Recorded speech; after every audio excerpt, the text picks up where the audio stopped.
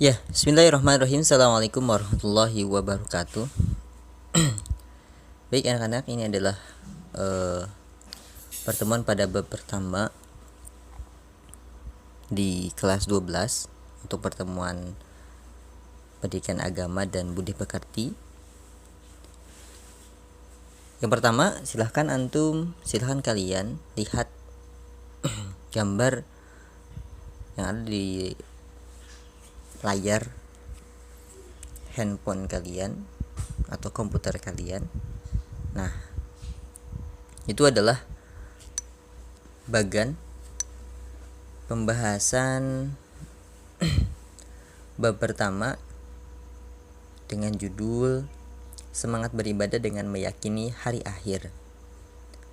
Sana ada yang pertama, ada makna iman kepada hari akhir, kemudian periode hari akhir. Ketika bicara tentang makna iman, berarti kita bicara tentang definisi apa sebenarnya hari akhir itu, ya. Kemudian ada berapa hari akhir itu? Apakah kemudian kiamat itu hanya satu atau ada kiamat yang lain seperti itu? Kemudian dalam periode hari akhir yang ketiga, kita juga akan belajar hakikat iman kepada hari akhir. Yang keempat, hikmah beriman kepada hari akhir. Dan yang kelima adalah menerapkan perilaku mulia. Nah, setelah mempelajari 5 hal tadi, maka diharapkan kalian mampu menghayati nilai-nilai keimanan kepada hari akhir, sehingga ketika kemudian menghayati nilai-nilai keimanan kepada hari akhir melahirkan semangat dalam beribadah, sehingga ketika sudah meyakini hari akhir itu, kalian semua jadi semangat beribadah, semangat melaksanakan perintah Allah dan menjauhi larangan Allah Subhanahu wa Ta'ala, karena percaya ada akhir daripada perjalanan hidup, dan percaya bahwa ada hari pembalasan dari setiap kemudian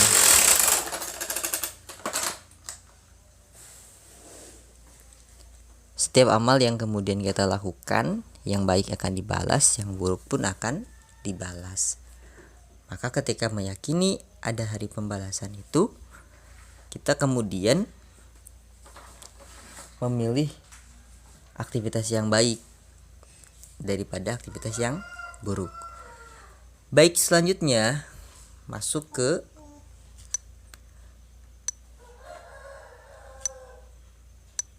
gambar yang kedua. Silahkan dilihat lagi, ditelaah. Nah, gambar yang kedua adalah mengamati gambar-gambar yang sudah dilihat. Ini tugas pertama kalian adalah mengamati keempat gambar yang ada di depan layar kaca kalian, ya, layar handphone kalian. Sini ada gempa bumi, ada hujan meteor, gunung meletus, dan pengadilan. Nah, jelaskan makna 4 gambar itu yang berkaitan dengan hari akhir. Apa kaitannya gempa bumi, hujan meteor, gunung meletus, dan pengadilan dengan hari akhir? Nah, kira-kira apa? Silahkan, itu tugas pertama kalian untuk pertemuan kali ini. Oke, baik.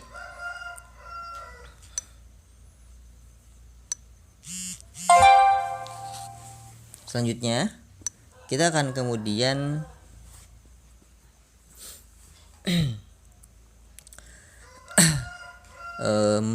mengamati kehidupan sehari-hari kita, ya, bahwa kemudian kita melihat dengan mata kepala kita sendiri bahwa setiap waktu ada kehidupan baru, ya. Pada setiap waktu ada kehidupan baru, yakni lahirnya bayi-bayi di dunia, dan di setiap waktu pula ada kematian, yakni meninggalnya manusia. Di setiap detik ada kemudian yang hidup, setiap detik pula ada yang meninggal, ya. Karena ada awal, ada pula akhir. Setiap makhluk ciptaan Allah Subhanahu wa Ta'ala memiliki awal dan akhir. Begitupun dengan alam dunia, bumi, bintang-bintang, manusia, ya matahari dan semua yang Allah ciptakan ini memiliki awal dan akhir. Sebagaimana kemudian firman Allah Subhanahu wa taala, coba antum perhatikan Quran surat Toha ayat 15. Allah Subhanahu wa taala berfirman yang artinya, sesungguhnya hari kiamat itu akan datang dan aku merahasiakan waktunya supaya tiap-tiap diri itu dibalas dengan apa yang dia usahakan. Jadi hari akhir itu memang pasti akan terjadi ya. Hari akhir itu pasti terjadi, namun kapan waktunya Allah rahasiakan. Dulu di masa Rasulullah SAW ada seorang sahabat yang kemudian bertanya, wahai Rasulullah, kapan hari akhir itu terjadi? Maka Rasulullah kemudian tidak menjawab kapan waktunya, tapi balik bertanya, apa yang telah engkau siapkan untuk menghadapi hari akhir? Karena kepastian akan adanya hari akhir ya. Yang ditanyakan adalah Rasulullah bertanya balik, apa yang kau telah siapkan untuk hari akhir? Nah, memang dirahasiakan agar apa? Agar kemudian kita senantiasa mawas diri, agar senantiasa waspada ya, berhati-hati. Hari kiamat, hari akhir bisa saja kemudian kapan saja terjadi. Nah, maka yang kita lakukan adalah kita senantiasa menyiapkan diri kita ya, akan hadirnya hari akhir ya. Nah, tadi disampaikan agar setiap jiwa diberi balasan ganjaran sesuai dengan usahanya, bahwa nanti di hari akhir itu setiap kita itu akan mendapatkan balasan atas apa yang kemudian kita lakukan di dunia. Faman ya'mal mithqala dzarratin khairan yarah wa may ya'mal mithqala dzarratin syarran yarah, bahwa kita akan mendapatkan ya kebaikan walaupun sebesar biji zarrah. Ketika di dunia kita melakukan kebaikan sebesar biji zarrah, kita akan melihatnya dan akan mendapatkan balasannya. Dan begitu pun sebaliknya, apabila kita pernah melakukan kejahatan, keburukan, kemaksiatan sebesar biji zarrah, kita pun akan melihatnya dan mendapatkan balasannya. Nah, ini luar biasa ya. Jadi kalau kemudian di dunia ada pengadilan dunia yang kemudian kadang-kadang tidak adil, bahkan seringkali tidak adil ya. Ada kemudian orang baik yang malah justru tersakiti ya, seringkali malah tersakiti. Orang yang jahat yang malah kemudian hidupnya sangat senang di dunia ya. Misalnya koruptor yang kemudian harta kekayaannya luar biasa banyak seperti itu tanpa kemudian dihukum. Ada juga pegawai yang jujur malah kemudian dimutasi, malah kemudian dituduh, difitnah, dipecat misalnya, dan seterusnya. Ya kan seringkali terjadi ya. Orang yang baik malah kemudian mendapatkan kesusahan, orang yang buruk malah mendapatkan kemudahan. Nah, seringkali di dunia demikian ya. Misalnya ada ada orang kan kemarin itu ada, silahkan cek beritanya. Ada orang ngasih hutang, kemudian nagih hutang kepada orang yang diberi hutang. Ya, sebulan, 2 bulan, setahun misalnya, ditagih hutangnya, nggak kunjung dibayar ya. Tiba-tiba kemudian nagih hutangnya itu lewat Instagram, dan akhirnya orang yang kemudian memberikan hutang dituntut hukuman penjara karena melanggar undang-undang ITE seperti itu. Nah, kan ini nggak adil. Masa orang yang kemudian memberikan hutang, menagih hutang, akhirnya malah dipenjara? Nah, hukum di dunia itu tidak adil ya. Hari ini ya kita lihat karena tidak menggunakan syariat Islam seperti itu. Nah, di akhirat kelak tidak ada yang kemudian bisa berdalih dengan kemudian pengacara, ya, menyewa pengacara, nggak ada. Kalau sudah salah ya salah, seperti itu. Sekaya apapun orang ketika di akhirat itu nggak akan bisa berkutik di hadapan Allah Subhanahu wa taala. Pengadilan Allah itu maha adil. Tadi famayyamal mithqala dzarratin khairan yarah wa mayyamal mithqala dzarratin syarran yarah. Nah, pasti ya kita akan melihat dan mendapatkan balasan atas setiap kebaikan dan keburukan yang pernah kita lakukan di dunia. Ya, begitu anak-anak, ya. Nah, tadi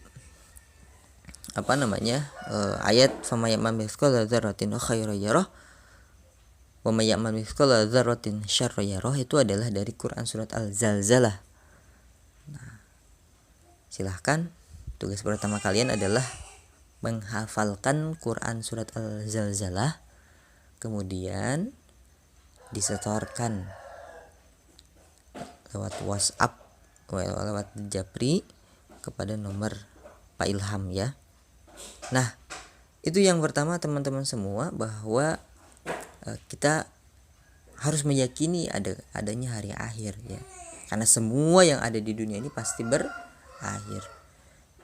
Dan keyakinan kita pada hari akhir itu, ya, harus mendorong kita untuk semangat belajar, semangat beribadah, semangat kemudian taat kepada kedua orang tua, berbakti pada kedua orang tua, dan seterusnya. Yang pada intinya adalah semangat mengamalkan apa yang kemudian Allah perintahkan dan semangat menjauhi apa yang Allah larang, karena kelak ada hari pembalasan atas setiap amalan yang kita lakukan.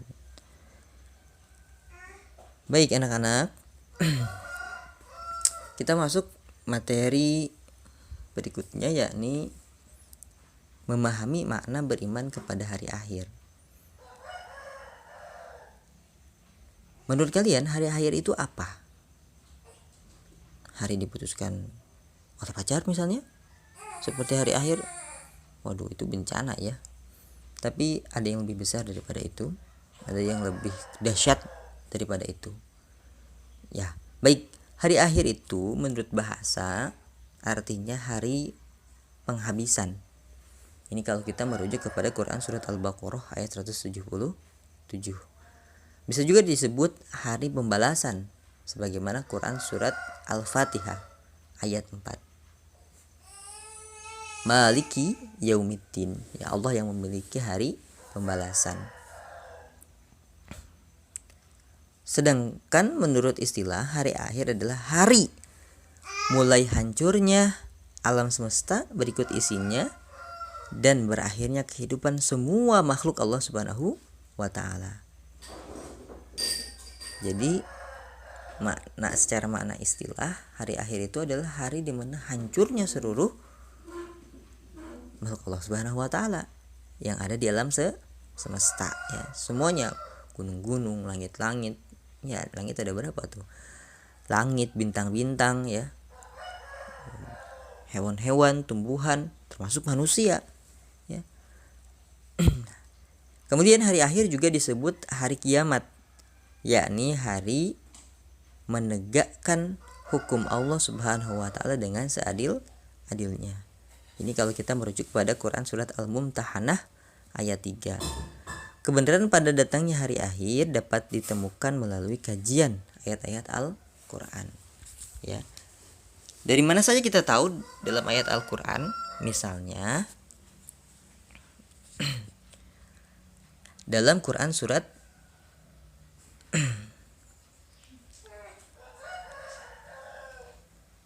Al-Qari'ah, ya.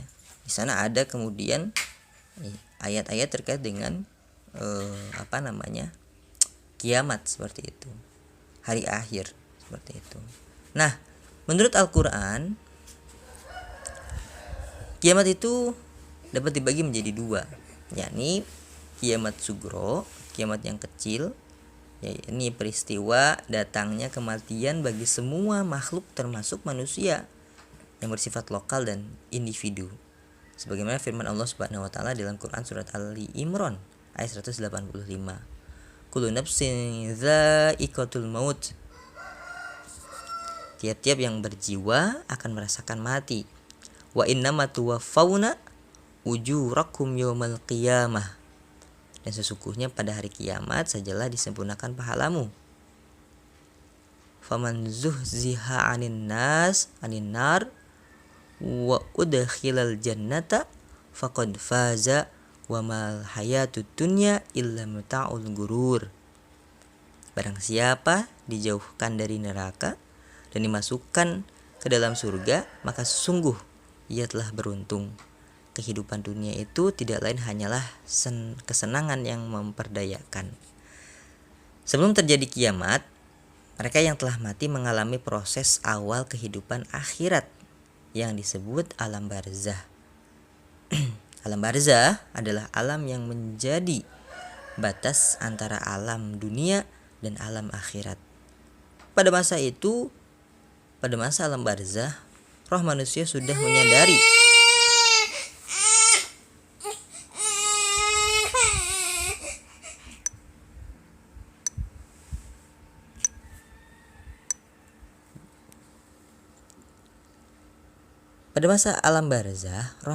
menyadari akan kebenaran janji Allah Subhanahu wa taala bahwa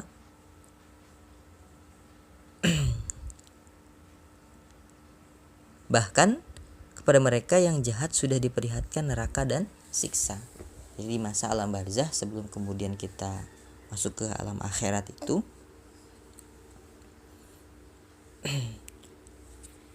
sudah diperlihatkan kebenaran daripada janji Allah Subhanahu wa taala seperti itu. Terkait dengan adanya neraka dan sebagainya seperti itu. Nah, teman-teman semua, peristiwa yang harus kita imani ketika kemudian kita sudah meninggal antara lain adalah yang pertama, fitnah kubur. Yakni beragam pertanyaan yang diajukan kepada orang yang meninggal tentang Tuhannya, agamanya, nabinya, imannya, dan kiblatnya. Di alam kubur akan ada kemudian malaikat yang menanyai kita, siapa Tuhan kita, apa agama kita, siapa nabi kita, beriman kepada siapa kita, dan kemana kiblat kita, ya. Yang kedua, siksa dan nikmat kubur. Siksa kubur diperuntukkan bagi orang yang zalim, munafik, kafir, dan musyrik. Sedangkan kemudian nikmat kubur diperuntukkan bagi orang yang beramal baik kepada Allah Subhanahu wa taala ketika di dunia. Nah, itu kiamat sugro. Kedua, ada juga kiamat kubro. Inilah yang disebut dengan hari kiamat seperti itu. Peristiwa yang kemudian berakhirnya seluruh kehidupan makhluk dan hancur leburnya alam semesta secara total dan serentak. Proses terjadinya hari kiamat dijelaskan oleh Allah Subhanahu wa taala dalam banyak ayat. Di antaranya dalam Quran surat At-Takwir. A'udzubillahi minasyaitonirrajim. Bismillahirrahmanirrahim. Idza syamsu kuwirat wa idzan nujumu kadarat wa idzal jibalu suyirat. Apabila matahari digulung, apabila bintang-bintang berjatuhan, dan apabila gunung-gunung dihancurkan. Masya Allah, ini bagaimana matahari digulung, bintang-bintang berjatuhan, hujan saja berjatuhan, semuanya pada takut, ya. Jarang yang berani keluar rumah.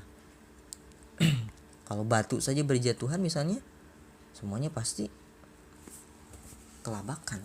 Bagaimana bila kemudian bintang-bintang yang berjatuhan? Dan bagaimana pula bila gunung-gunung dihancurkan, ya. Beberapa waktu lalu kita dengar, ya, beberapa hari ke belakang itu, ya, ada kemudian tumpukan bahan peledak di Beirut, Lebanon itu meledak, ya, hancur.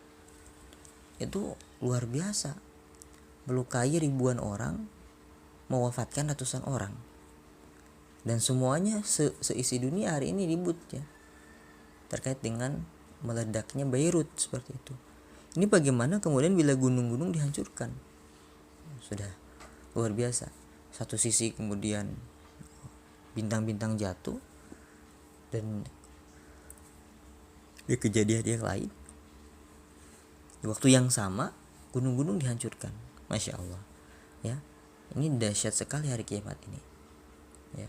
Kalau ada gempa saja kita ketakutan, bagaimana ini dengan hari kiamat? Ketika hari kiamat sudah stres, auto gila kayaknya semua manusia ya.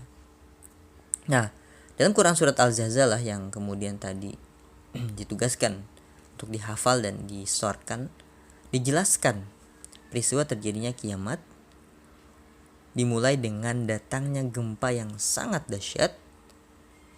Sedangkan di dalam Quran surat Al-Qari'ah ayat 1 sampai dengan 5 dijelaskan keadaan manusia bagaikan anai-anai yang berterbangan dan gunung-gunung bagai bulu yang dihambur-hamburkan ya. Jadi kondisi manusia itu ketika hari kiamat sangat-sangat kecil sekali. Gunung-gunung saja itu dibayangkan kemudian dianalogikan seperti bulu ya. Gunung yang begitu besar saja dianalogikan sebagai bulu ya. Maka berdasarkan ayat-ayat tersebut, peristiwa kiamat merupakan kejadian yang sangat hebat, yakni tatkala malaikat Israfil meniupkan sangkakala, kemudian bumi diangkat, gunung-gunung dibenturkan dan terjadilah kerusakan hebat. Langit pecah bergelegar, benda-benda bumi pun berterbaran laksana kabut. Sementara manusia akan kacau balau kebingungan, hanya Allah Subhanahu wa taala saja yang maha kekal.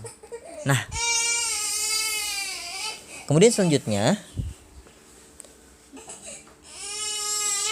tugas kedua kalian adalah cari ayat-ayat Al-Quran dan hadis yang berkaitan dengan hari kiamat. Nah, termasuk cari apa tafsir daripada ayat-ayat itu ya. Tapi selain daripada yang sudah disebutkan oleh Bapak, yang tadi misalnya Bapak sudah menyebutkan Quran surat At-Takwir, Al-Zalzalah, Al-Qari'ah. Nah, selain daripada itu, nah hadis itu masih banyak ya. Hadis, jadi kalian yang kedua tugasnya mencari apa? Ayat-ayat Al-Quran dan hadis yang berkaitan dengan hari kiamat. Baik, itu tugas yang Bapak sampaikan. Jadi yang pertama adalah apa? Membacakan Quran surat Al-Zalzalah.